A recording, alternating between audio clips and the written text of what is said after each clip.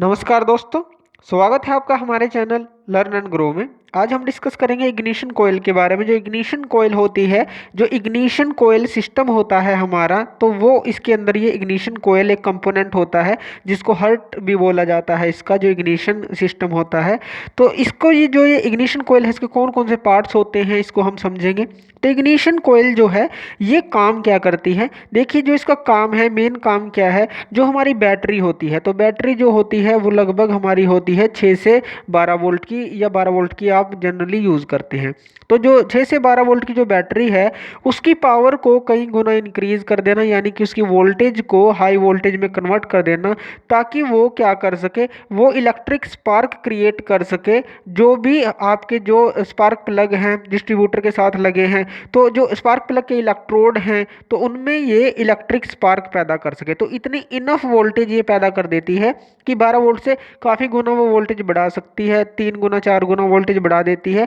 जिससे क्या होता है, जो इलेक्ट्रिक स्पार्क को करने के लिए जितनी वोल्टेज चाहिए स्पार्क प्लग को, उसके इलेक्ट्रोड्स को, तो वो ये पैदा करती है। तो इग्निशन कोयल इसलिए यूज़ की जाती है। अब देखते हैं इसके कौन कौन से कंपोनेंट्स है। देखिए सबसे पहले जो सबसे बीच में ये लगी होती है, जो हमने यहाँ पे ब्लैक कलर में दिखाई है, ये होती है सॉफ्ट आयरन कोर होती है। तो आयरन की एक सॉफ्ट आयरन कोर होती है। इसका मेनली जो प्रिंसिपल है, आप ट्रांसफॉर्मर से भी इसको थोड़ा मिला सकते हैं कि जैसे ट्रांसफॉर्मर में क्या होता है, एक प्राइमरी वाइंडिंग होती है, एक सेकेंडरी वाइंडिंग होती है। प्राइमरी वाइंडिंग को आप वोल्टेज देते हो, तो सेकेंडरी वाइंडिंग में वो इंड्यूस हो जाती है वोल्टेज। तो इस तरह से इसके अंदर भी वही होता है। अब देखिए इसके अंदर क्या है, ये सॉफ्ट आयरन कोर है, और इसके साथ ये जो हमने ब्राउन कलर में दिखाई है, तो ये क्या है हमारी, ये है सेकेंडरी वाइंडिंग। इसको हम बोलेंगे SW से हम डिनोट कर देते हैं सेकेंडरी वाइंडिंग।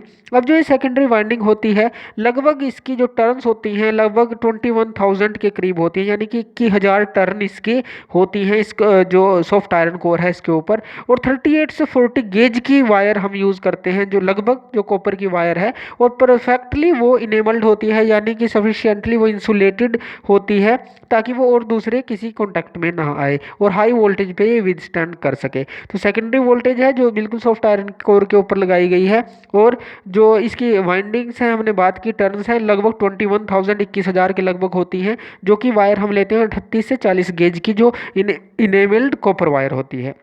तो ये सेकेंडरी वाइंडिंग है। इसको देखिए, ये हमारी कनेक्ट होती है हाई टेंशन टर्मिनल से। पहले हम इसी की बात कर लेते हैं। तो ये कनेक्ट होती है हमारी हाई जो टेंशन टर्मिनल, यानी कि जो ये हमारा टर्मिनल है, हाई टेंशन टर्मिनल आप इसको बोलते हैं। ये जो टर्मिनल है इस पे हाई वोल्टेज रहेगी, तो इसलिए इसको हाई टेंशन टर्मिनल बोल दिया।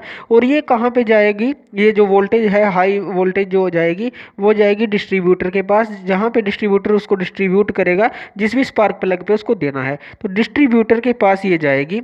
तो डिस्ट्रीब्यूटर के आगे स्पार्क प्लग लगे होंगे 4 6 जितने भी, तो अकॉर्डिंग टू डिस्ट्रीब्यूशन वो उसको स्पार्क देगा। तो हाई टेंशन टर्मिनल आप इसको बोलते हैं, क्योंकि हाई वोल्टेज इसमें से जाती है।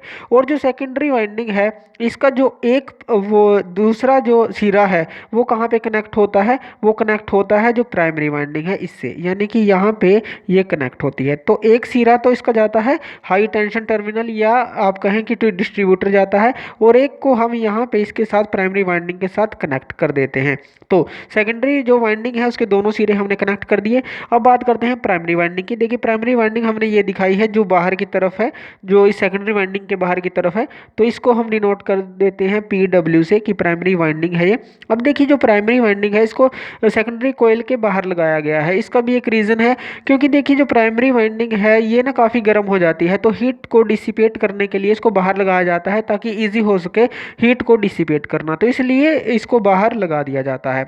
तो अब इसके अंदर क्या होगा, देखिए आप क्या करते हैं, प्राइमरी वाइंडिंग को जब आप पावर देते हैं, जब आप प्राइमरी वाइंडिंग को पावर देते हैं, हाई जो वोल्टेज इसके अंदर कैसे जनरेट होती है, प्राइमरी वाइंडिंग को जब आप पावर देते हैं तो क्या होता है, प्राइमरी वाइंडिंग के अंदर जो करंट इंड्यूस होता है, उसके कारण जो मैग्नेटिक फील्ड लाइंस जनरेट होंगी, मैग्नेटिक फील्ड की जो लाइंस जनरेट होंगी इसके अंदर जब करंट जनरेट होगा, तो मैग्नेटिक फ्लक्स क्रिएट होती है। जब आप प्राइमरी वाइंडिंग को पावर सप्लाई देते हैं तो मैग्नेटिक फ्लक्स कोलैप्स होता है और एकदम से बढ़ता है, घटता है। उससे क्या होता है, जो सेकेंडरी वाइंडिंग है उसके अंदर जो है वोल्टेज क्या है, इंड्यूस होती है। अब देखिए सेकेंडरी वाइंडिंग की टर्न्स ज़्यादा हैं, तो उसके अंदर हायर वोल्टेज क्रिएट हो जाती है, यानी कि हायर वोल्टेज जो है जनरेट हो जाती है।